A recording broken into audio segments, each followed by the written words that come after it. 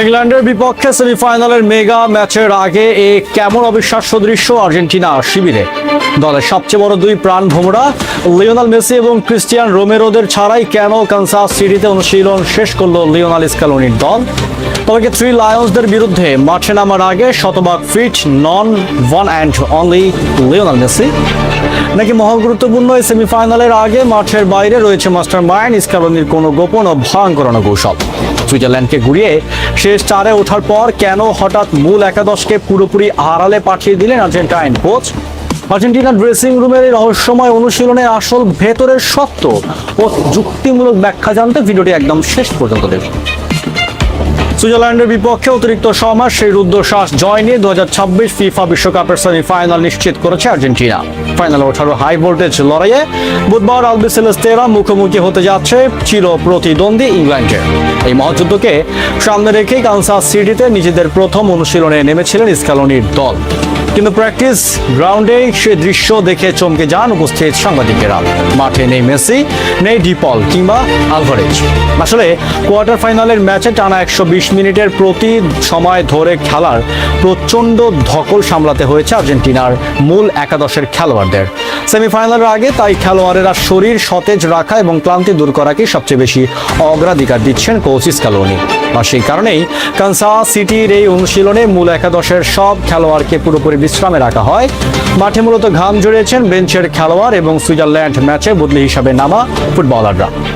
মূল একাদশের বিশ্রামের দিনে অনুশীলনে আলবিসেলেস্তে শিবিরের অন্যতম বড় এবং প্রধান চিন্তার কারণ ছিলেন উইঙ্গার নিকোলাস গঞ্জালেস। সুইজারল্যান্ডের ম্যাচে বদলি নেমে বাঁ পার গোড়ালিতে প্রতিপক্ষের বুটের এক মারাত্মক আঘাত পেয়েছিলেন তিনি, যার কারণে এখনো কিছুটা ব্যথা অনুভব করছেন এই মিডফিল্ডার।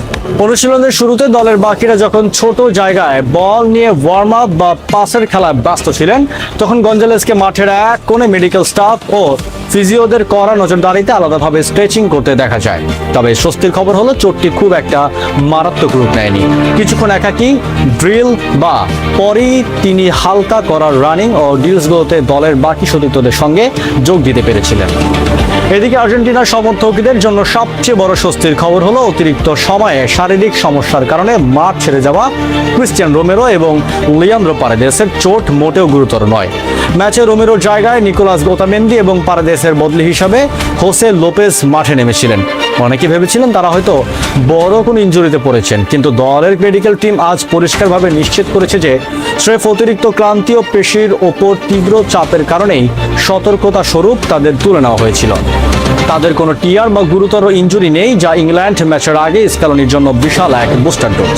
পরিকল্পনা অনুযায়ী সোমবার সকাল পর্যন্ত কানসাস সিটিতেই রিকভারি সেশন শেষ করবে আর্জেন্টিনা দল।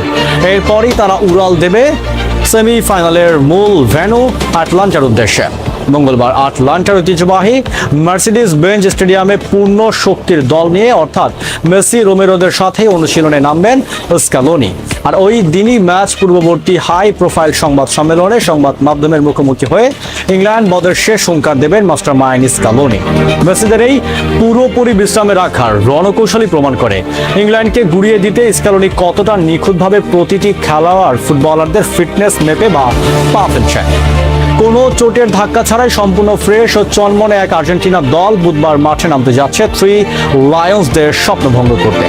বন্ধুরা, স্ক্যালোনির এই মূল একাদশকে বিশ্রামে রেখে বেঞ্চ বাজিয়ে দেখার কৌশলকে আপনারা কিভাবে দেখছেন?